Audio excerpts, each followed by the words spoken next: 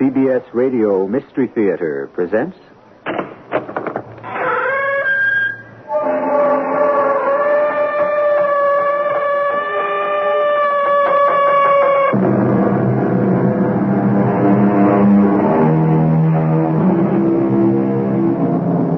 Come in.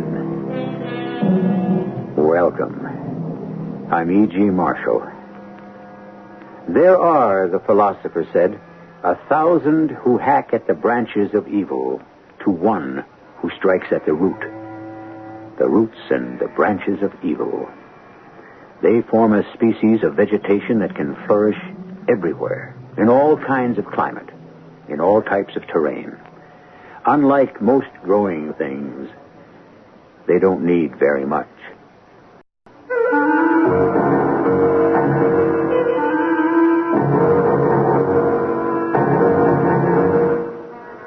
Our mystery drama, A Departmental Case, was adapted from the O. Henry classic, especially for the Mystery Theater by Sam Dan, and stars Robert Dryden and Joe Silver. I'll be back shortly with Act One.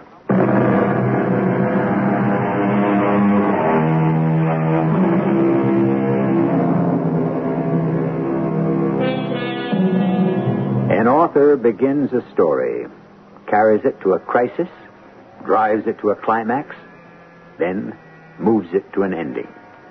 He introduces a set of characters who are in one condition of life when we meet them, and in another when we leave them. We spend time with these people, but do we really get to know them? Before you answer the question, there are times when the author himself doesn't even know them. Yes, they are his creations, but they are beings in their own right. And they have secrets even from him. William Sidney Porter, or O. Henry, who created thousands of characters, even he could look back at many of them and say, hey, wait a minute. I was sitting in my workroom. I refused to call it a den. One morning, when there was a knock on the door, and my housekeeper entered. Sir, what would you like to have for your lunch? Oh, I meant to tell you, Mrs. Powledge, I'm not having lunch at home today. No supper either. Well, I wish you'd have let me know. As a matter of fact, I shall be gone for a couple of weeks. Gone? Where?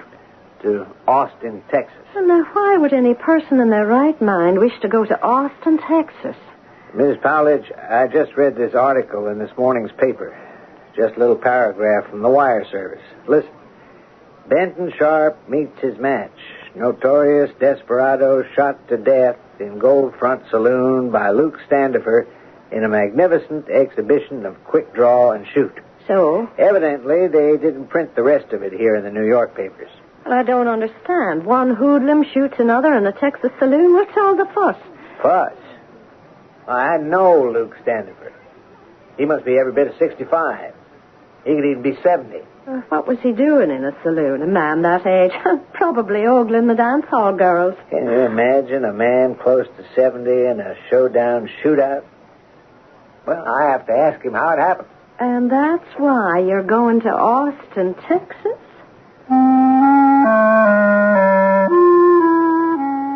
I got on the train, and for 4.5 days I rattled around the rail systems of the southern and western parts of the United States, about which the less said the better, and found myself finally in Austin, Texas.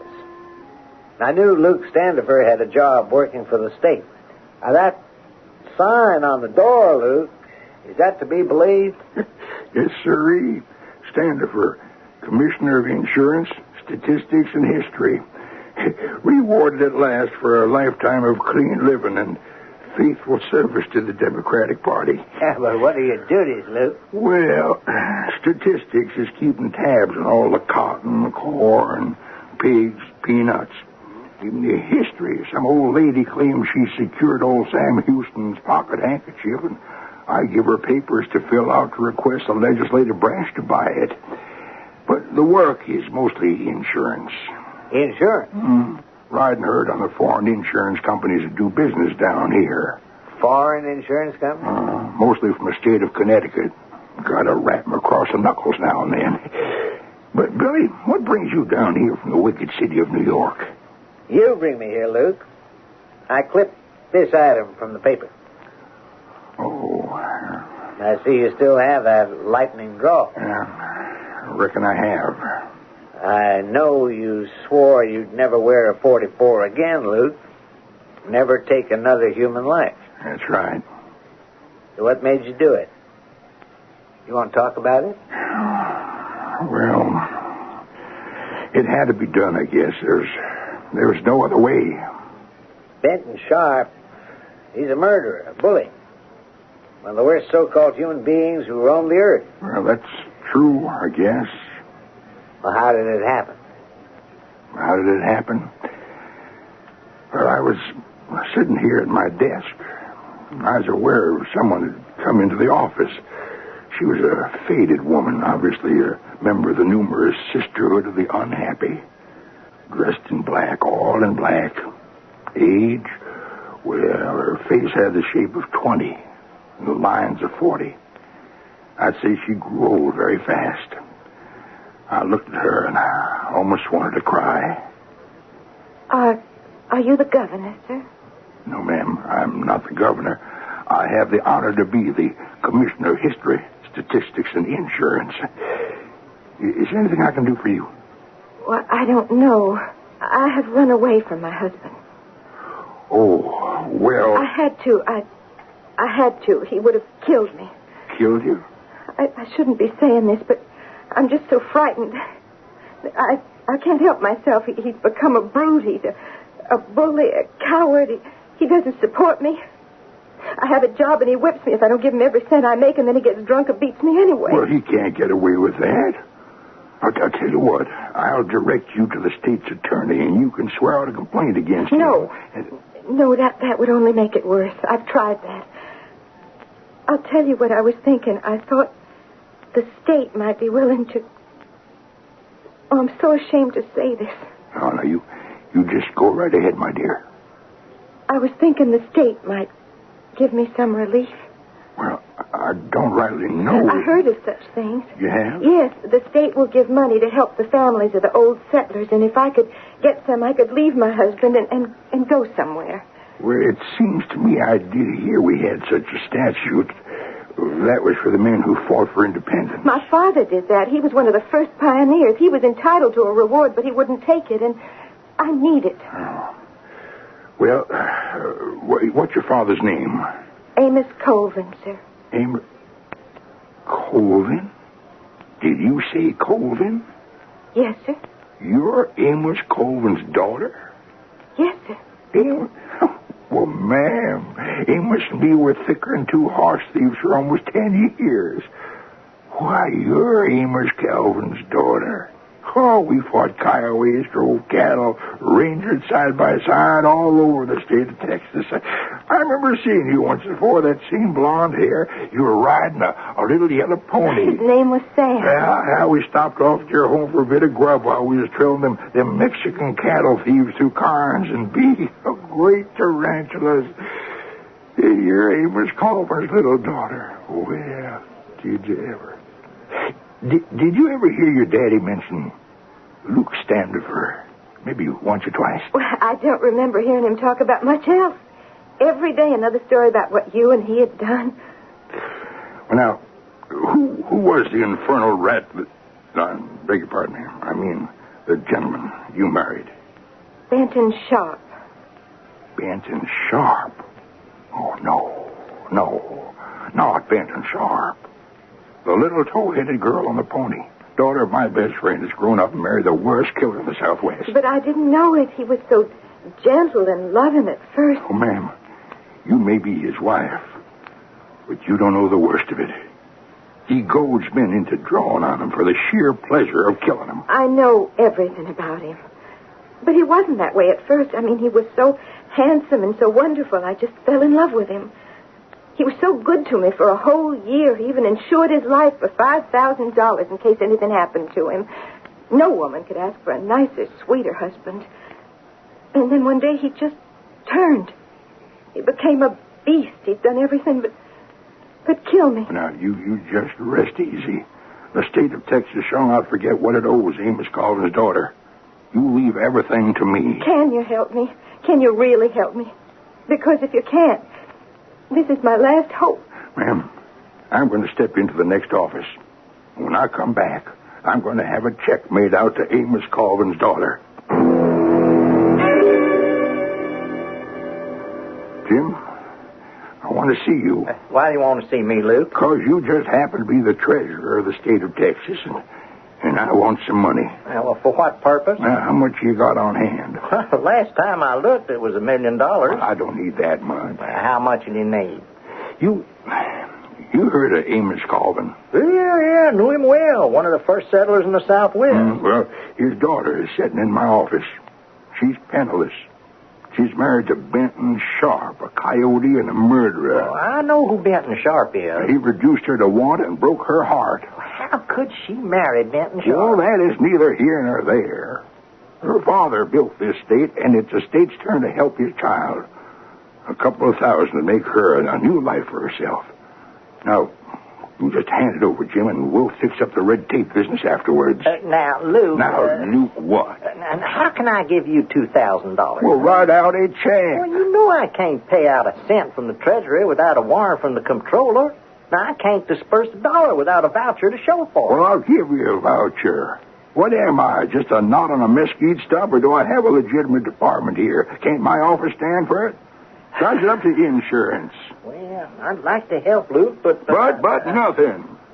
Don't history show the Lone Star State never failed to grant relief to the suffering women and children of those men who made her the greatest commonwealth in the Union? Luke, I have to explain. Don't explain. Just write a check. Every penny spent by the state of Texas has to be approved by the legislature. Now, the only way for the lady to obtain relief is to petition the proper legislative committee. What you are saying, Jim, is no. What I am saying is I don't have the right to say yes. Well, I see now what a little ragtag, bobtail, gotch-eared department I've been put in charge of. It's about as important as an almanac or a hotel register. But I'll tell you this. While I'm running it, it won't turn away any daughter of Amos Colvin. Somehow, history, statistics, and insurance is going to find the loophole. Were you able to find out anything, Mr. Standifer? Well, just at present, the powers of my department seem to be somewhat string-halted. Oh. The statistics seem to be overdrawn at the bank, and history isn't good for a square meal. But insurance, we may have a loophole there. Now, have you enough money to hold you for the next 2 or 3 days? Oh, yes, sir. And I couldn't take charity. Now, you just go back to where you're stopping. You come here again day after tomorrow at 4 o'clock, you understand? Day after tomorrow at 4 o'clock. And very likely by that time, we'll have something definite to report. Oh, thank you, Mr. Standifer. Oh, by the way, you said your husband insured his life for $5,000. Yes, sir. Well, would you know if he kept up the premiums? Yes, he paid up for a year about 6 months ago. Mr. Standifer, I don't have very much hope of getting anything from the state, but just talking to you has made me feel so much better. All right. Now, you just be here day after tomorrow at 4 o'clock sharp. Luke?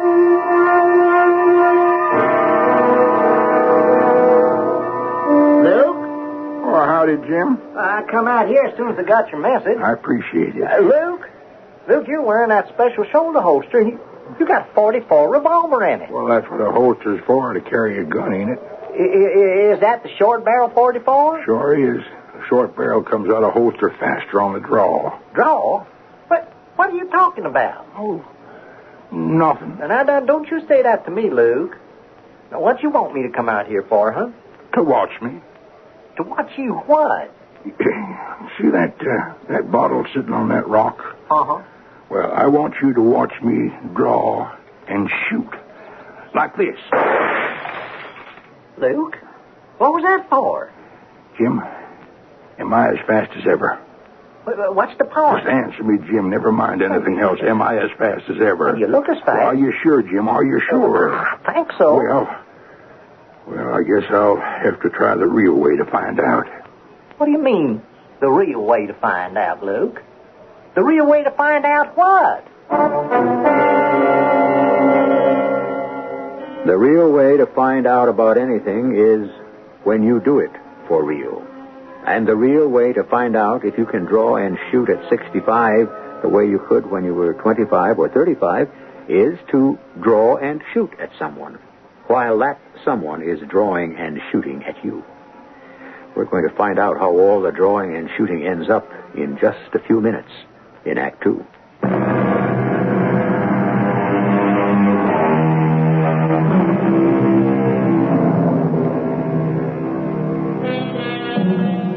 The feats of the body belong to the young. Sharpness of eye, quickness of hand, steadiness of nerve, all of these diminish with the passing of time. And yet, what have we here? An old gunfighter buckling on the holster with a short-barreled revolver. And there seems to be no doubt about his intentions. Well, it's not a matter here of an old dog learning new tricks. It's a case of, can he still perform the old ones? I'll tell you what's happening today. Women rule the world. I hear tell there's even places where they can vote. Well, the day that happens here in the state of Texas, I say give it back to the Indians. Hey, what's wrong with you? Can't you see where you're going? I'm sorry, sir. Oh, you're sorry. I apologize. Oh, yeah, you apologize. Further than that, I cannot go. Oh, further than that, you cannot go. I bumped into you. It was a mistake. Oh, look at him. He's an old cowhand, ain't he? Mr. Texas. A big old Stetson, a string tie. Now, if he ain't one of the old-time settlers himself. And they know you're out for the night at the old folks' home, Sir, I must tell you, I take offense at your insults. Oh, he takes offense at insults. And you got a cap pistol in that shoulder holster, too, I'll bet. Now, what are you doing in a place like this, Pop? I am out hunting for yellow dogs, and I think I found one. A snarling, yapping dog named Benton Sharp. He always makes sure he's 2/5 of a second faster than any man he challenges. Well, Mr. Benton Sharp, I am 2/5 of a second faster than the likes of you. I have a score to settle with you. Cowardly wife beater. What did you call me? You are not fit to associate with civilized people. Pop, I'm going to count to 3. When I get to 3, you either start walking out that door or else you go for your 44. Get out of here, You Pop. shut up. The count of 3, Pop. Walk or draw. 1, 2, 3. Oh. You see that? What a light it has. You ain't got to do it. Now, you gentlemen, listen. You were witness that I fired in self-defense. My name is Luke Standifer. Notify the sheriff that he wants me. I shall be at the Cattleman's Hotel. Amanda, come in. Sit down. It's 4 o'clock exactly. Mr. Standifer, I heard about it. Everybody talking about what... Well, there was nothing else to be done. It was him or me. But you could have been killed. What were you doing down there? Well, I thought perhaps we could talk things out, but he's a man who likes to talk from the barrel of a gun. Well, let's not talk about it anymore. I'll never forget you, Mr. Standifer. It's all over. Yes, it's all over. And it started so beautifully. If only Yes? his mother, What about his mother? Cora Lee. Oh, Mr. Standifer, you didn't kill Benton Sharp. She did. What are you saying? I shouldn't say anything. It's wrong, I know, to speak about a person's mother like this, but why? Why couldn't she leave us alone? We could have been happy together. We were in love till she just drove him crazy. In so many ways, he was still a boy, tied tight to her apron strings. Just could have been so different. Well, you mustn't think about it anymore, Amanda. Amanda. It's so long since anyone said Amanda with love and friendship in their voice. The daughter of Amos Colvin will never be without friends in the state of Texas. Now, I understand from our records that your husband's policy was with the Security Life Insurance Company.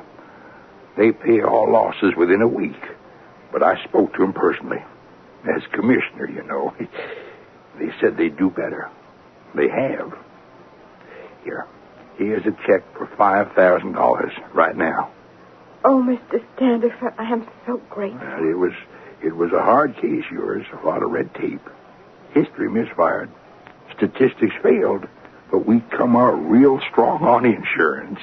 Mr. Standifer, you saved my life. A terrible nightmare has just ended. You're Amos Colvin's daughter. Don't you ever forget it.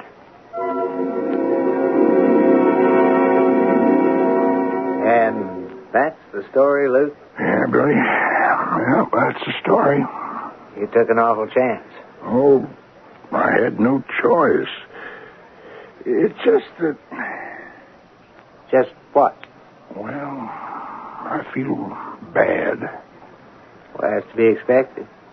You killed a man. Well, I killed men before. I never felt this way. As long ago, times were different. I don't see how, Billy. Killing is killing. You lived in a violent age. There wasn't much law. Billy, you're the only one I could talk to about this. What's really on your mind, Luke? Don't know. Are you satisfied? Satisfied with what? The way it happened. Well, aren't you? No. Why? I can't understand why he didn't kill me. You outdrew him. I wish I could be sure of that. Well, it's obvious, isn't it? You're alive. He's dead. Billy, when he said 3, I went for my holster. Yes. And I tell you, it seemed like a full year till my hand closed on the butt, drew it clear, raised it, aimed it, fired it. Well, I can see where it would seem that way in your mind. Maybe, but it seemed to me... What, Luke? Well, that maybe he was letting me outdraw him.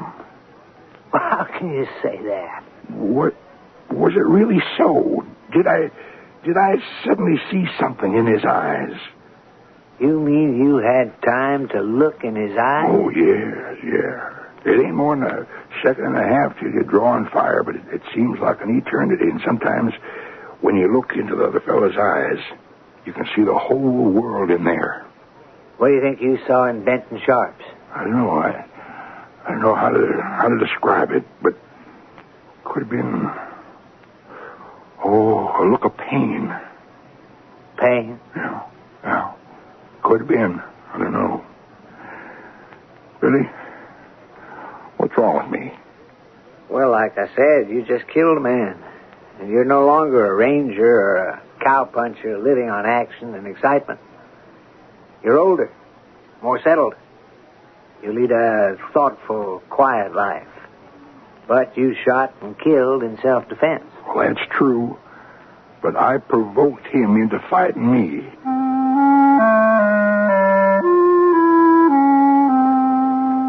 I couldn't imagine what could be bothering Luke Standifer. When I went back to my hotel room that evening, I sat around and smoked a cigar. And suddenly, it started to bother me, too. The girl, Amanda Colvin, was she telling the truth? After all, could she have made up the story? Yeah, but why? Knowing Luke Standifer, she knew he would go gunning for Benton Sharp. The idea sounded crazy, far-fetched. Why was it bothering me? There was a way to find out. I decided to take the train for San Antonio the next morning. Yes. My name is Mr. Porter. So? Are you Mrs. Coralie Sharp, mother of the late Benton Sharp? I am. Well, I'm a journalist. And you want to write about my bandit outlaw son? Well... You won't do it. You and the rest of them. Leave them in peace. I assure you, madam... Don't tell me that. I know you reporters. You will do anything to make a sensation. I've seen the papers. Pack of lies, everything you read. Why are they lies? Why are they lies? 'Cause they ain't true. Tell me the truth. Why? You won't write it. I can't write it if I don't know it. Come inside. I'll tell you this. Benton never had a chance. To do what? To straighten himself out. Oh, he was no angel, I admit that. But he wanted to change. Change to what? Just an ordinary person with a job, a wife, a home. Well, he could have done that. He was married. To who? To her? She killed him. Well, according to the newspapers, I know. He was in a brawl in a saloon. Well, it's true, isn't it? But why was he in a saloon? Why did he have to get drunk? Why did he have to keep proving himself? Well, sometimes... On account of her. On account of that simpering little Miss High and Mighty. She ruined him. All right. Are you saying he didn't beat her? Beat her? He lived in mortal fear of the vixen. He never became drunk and mistreated her? He never so much as drank one drop of liquor in this house. Well, that's not what she said. Oh, I know all about what she says. The angel, the dear, sweet, put-upon, mistreated wife. Well, it's a lie. Why? Well, how can you say that? Everybody knows Benton was a bully and a killer. But does anyone know why? It's her fault. Well, if there's another side to the story, I'm here to learn it. Well, he come home one day and he said, Ma, I'm going to get married. Well, I never felt so happy. 'Cause he was always wild, you know. I mean, no real harm in him, but wild. And a wife, well, it meant he was ready to settle down. So I asked him, do I know the girl? Well, you heard of her, Ma. Everybody has. It's Amanda Colvin. Amanda Colvin? Yes, she is the finest girl in the world. Benton, are you sure? Oh, sure. Well, I don't know, she always seems so distant, so high above everybody else. No, she's not that way at all when you get to know her. Well, they say she's always pruning at that family tree of hers. Oh, she's the sweetest, loveliest girl, and you're going to be crazy about her, Ma. I was willing to give her the benefit of the doubt. After all, my boy loved her. That should have been enough. He brought her home to supper, and I just happened to be out. I was visiting a sick friend. I came back, and they were sitting in the parlor talking. I was about to say hello, but I overheard something. Your mother hates me. Oh, how can you say that, Amanda? I know. It's the look on her face.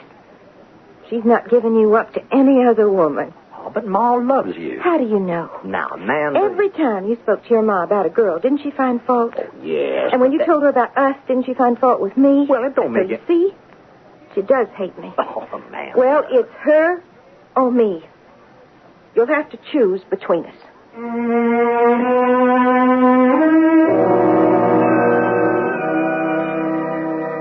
That's an ultimatum that's often given to a young man who is about to choose a bride. But rarely is it delivered in such absolute terms. Usually it's hinted at, or delicately stated, or diplomatically presented. However, not here.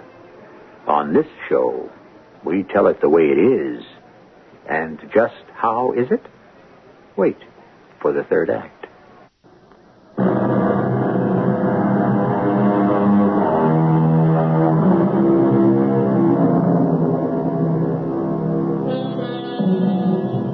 You can't tell the players without a scorecard. And even that's of no help, unless you understand the rules of the game they're playing.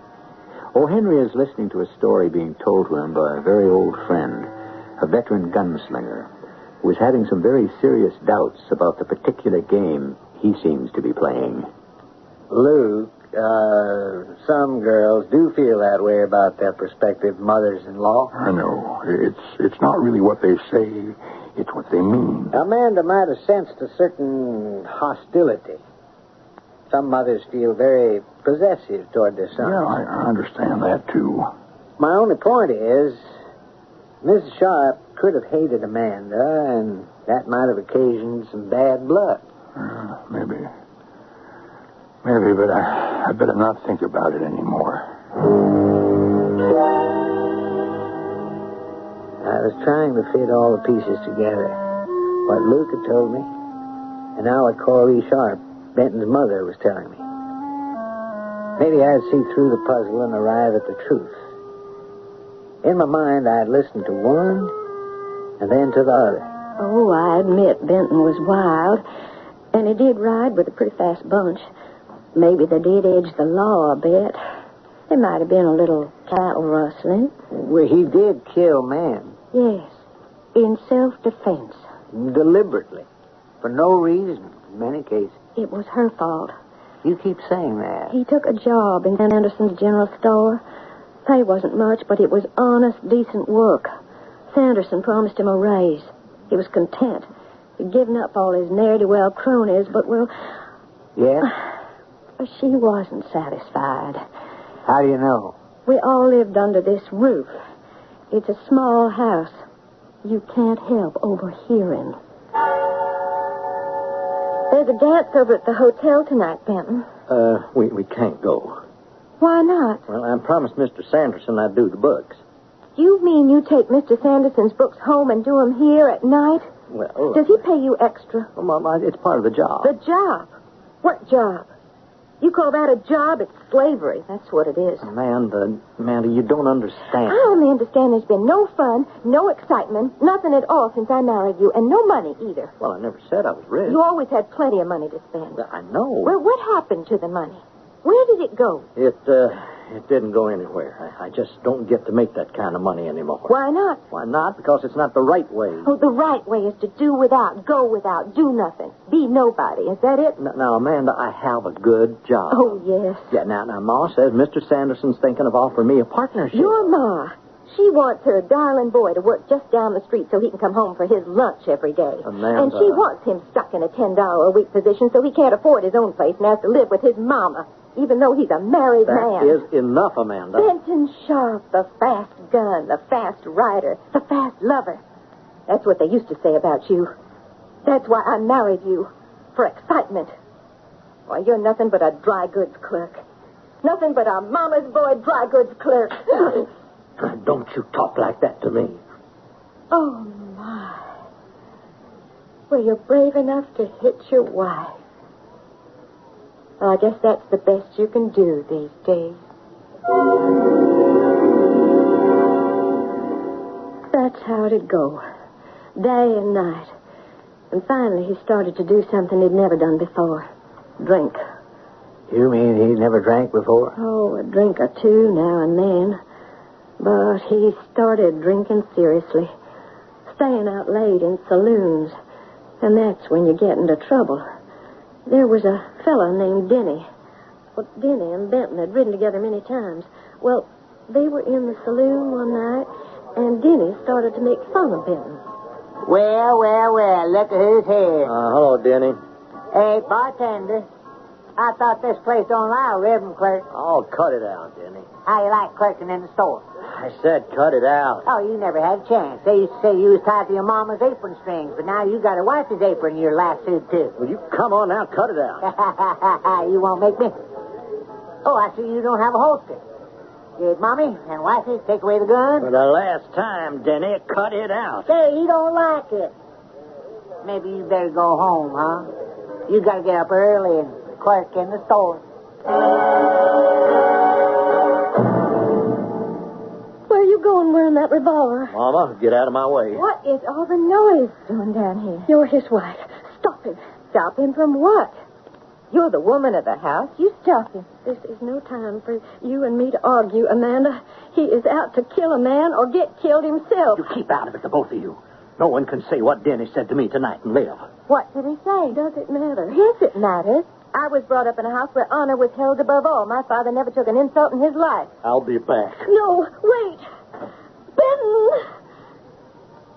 Benton!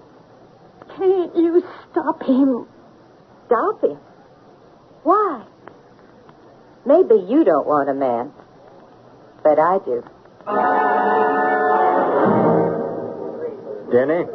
Well, look who's back. The ribbon clerk. Yeah, Denny, the ribbon clerk. Now, the question is, are you going to draw? Draw? Draw what? A picture? Hey, you bring some crayons from the nursery? No, but I'll tell you what I did bring. Colt 44. Ooh, look, and he's wearing it in a holster. Is it loaded? It's loaded. Ain't you afraid it'll go off? It's set to go off in the next minute. I'll go on home, Reb, and Claire. Go home or get carried home. That's the choice I offer you. Yeah? Yeah, you're wearing a gun. I'm wearing a gun. Reach any time you want. Your move. Scared? Scared of a reverend clerk? Why, you loud-mouthed, thieving sidewinder. I ain't scared of nothing. Or nobody. Then draw. Everybody saw. Now, that was self-defense.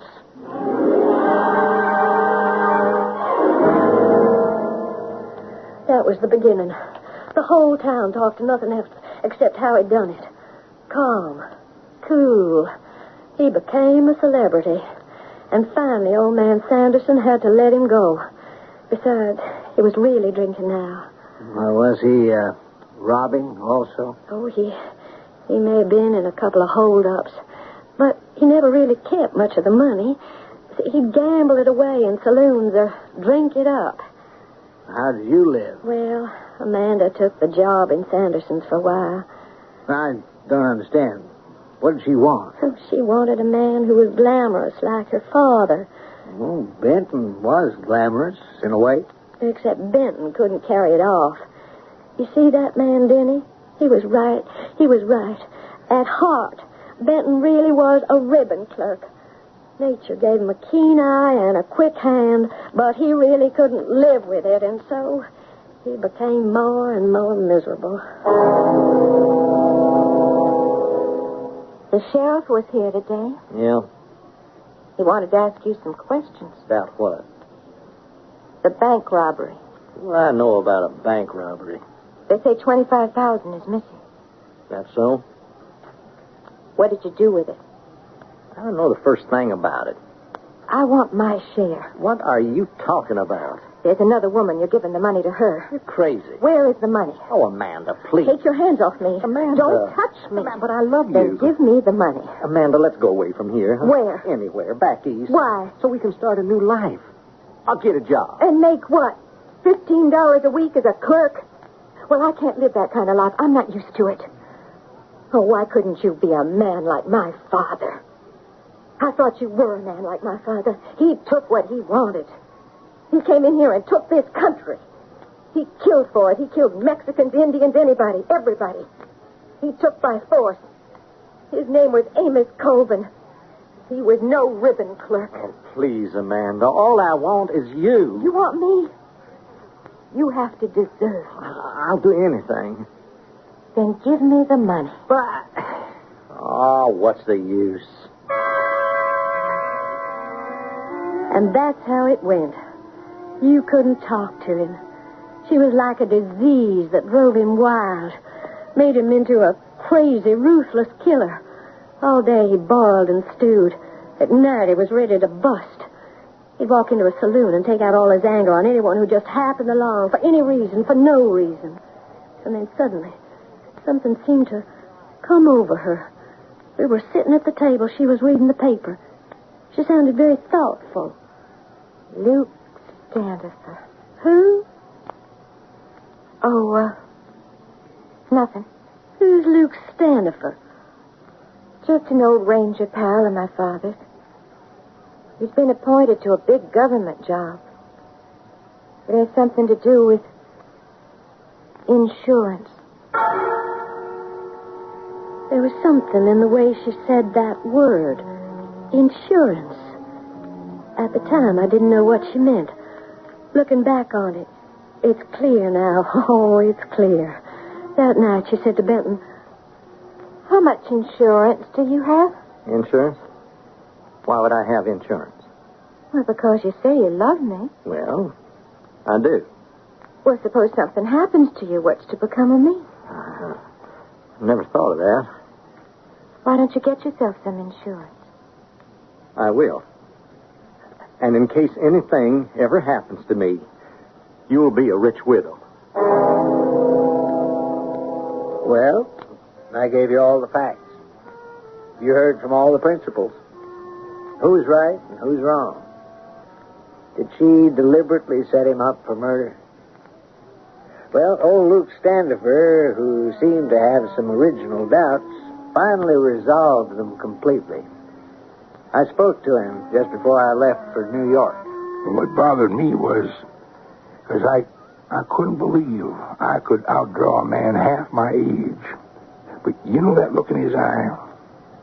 Well, I'm convinced he suddenly turned yellow. He couldn't believe I'd challenge him lest I could beat him. Yep. I'm satisfied the low-down, wife-beaten varmint got just what was coming. On the other hand, Mrs. Coralie Sharp. In that split second, Benton knew she had arranged it.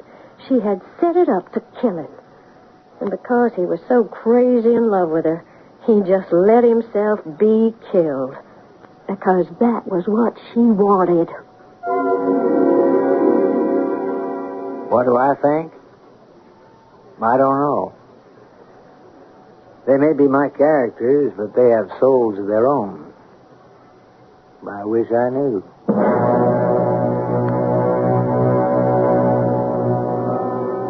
What do you think?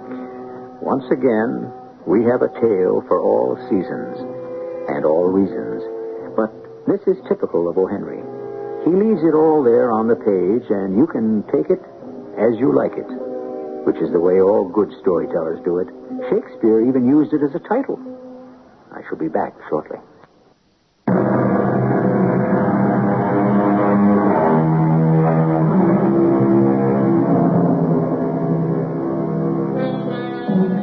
I know that most people insist on cold, hard answers. Answers that answer, not answers that pose further questions. Which one of them is right?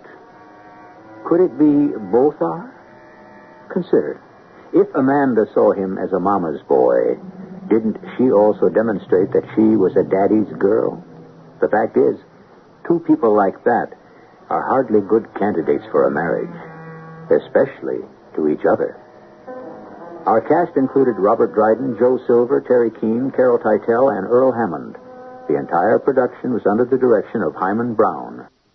This is E.G. Marshall inviting you to return to our Mystery Theater for another adventure in the macabre.